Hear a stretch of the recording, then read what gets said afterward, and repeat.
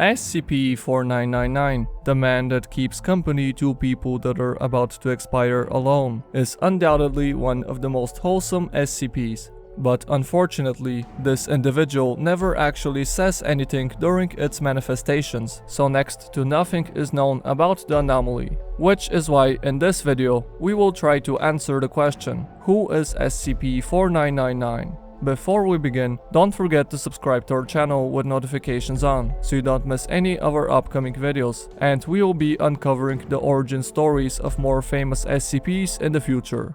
To begin with, let's quickly remind ourselves of SCP-4999's description. 4999 is a humanoid entity of unknown origin. Its physical appearance varies, with dark formal wear being the only constant between manifestations. Due to the rarity of recorded SCP-4999 events, little data concerning its nature is available. However, its behavior appears consistent. The man will manifest in the presence of one solitary human person at a time. All subjects recorded to date have been in terminally poor health, critically injured, or on their deathbeds, with 4999 appearing nearby and with sight of the individual not more than 20 minutes before they die. However, it will only appear if the subject is conscious and alone. Upon manifestation, the entity will seat itself adjacent to the subject's bed and will then remove a pack of cigarettes and offer one to the subject. If the person accepts, SCP-4999 will place it between their lips, remove one for itself, and light both. If the subject declines, the man will smoke alone. The entity will make physical contact with the subject, typically via holding their hand. It will then remain with the subject, silent and unmoving, until they have passed away.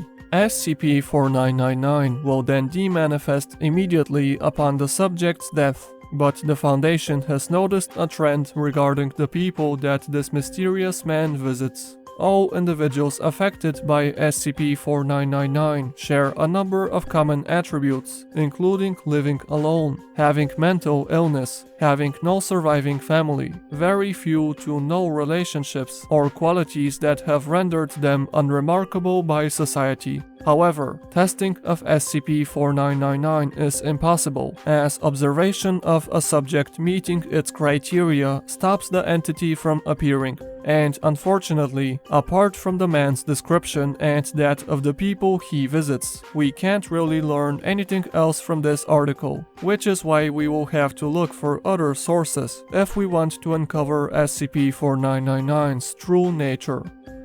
The SCP Tale, I Will Remember You features one of the O5 members who is shot and is about to expire, all alone in a desert. He is then visited by SCP-4999, which surprises the O5 member because he doesn't consider himself a social outcast. But then the mysterious man shows him a picture, which makes him realize that he has already been replaced by a new O5-1, and all information about him has already been deleted. The O5 member realizes his fate and the fact that he has become a nobody, and asks SCP-4999 if it is an angel of death, a Grim Reaper, something which this SCP is often regarded as. But the anomaly shakes its head in a negative way. Instead, 4999 looks at 051 in such a way that through telekinesis makes 051 realize what it really is. The man regarded as SCP-4999 turns out to be one of many guardians of immense power that are there to help those that don't matter.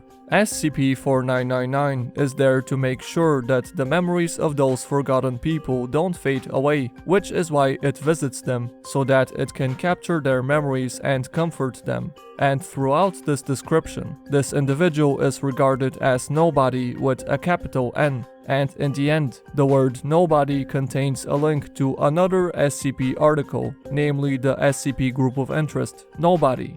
So at this point, it is obvious that SCP-4999 has something to do with this group of interest, so we will have to quickly explore it in order to better understand SCP-4999.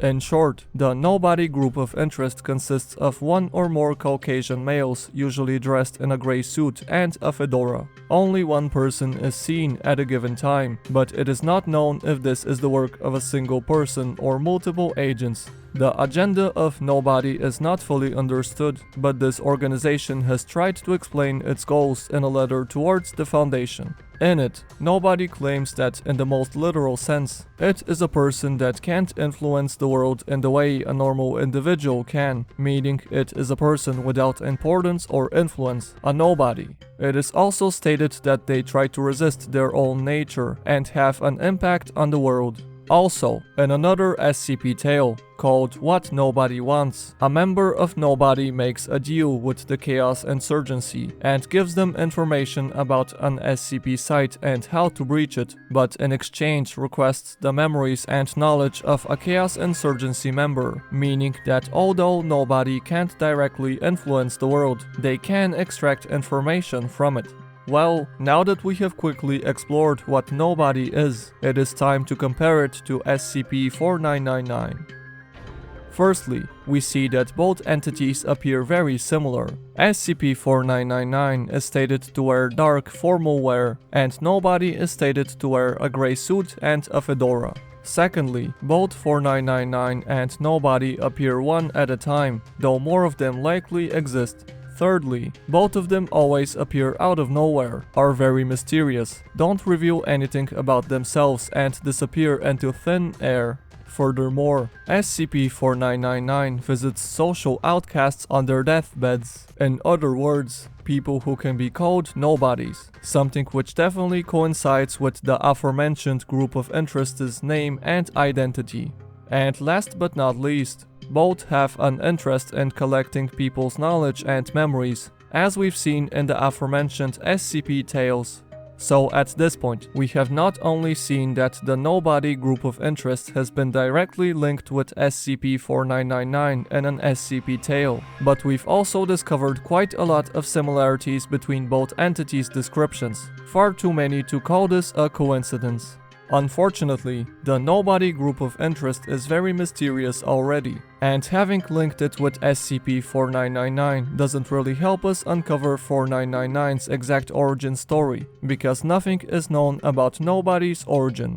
But still, it shows us that SCP-4999 is not a single person, but is instead an organization, one that consists of anomalous individuals that can't really interact with the world, and instead take information from it.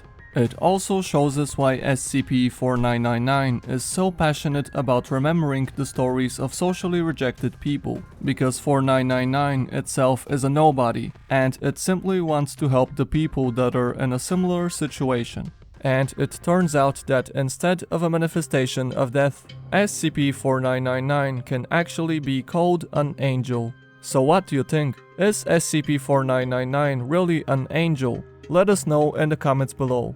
Please leave a like if you enjoyed this video, and subscribe if you want to see more, as we will be uncovering the origins of other famous SCPs in future videos.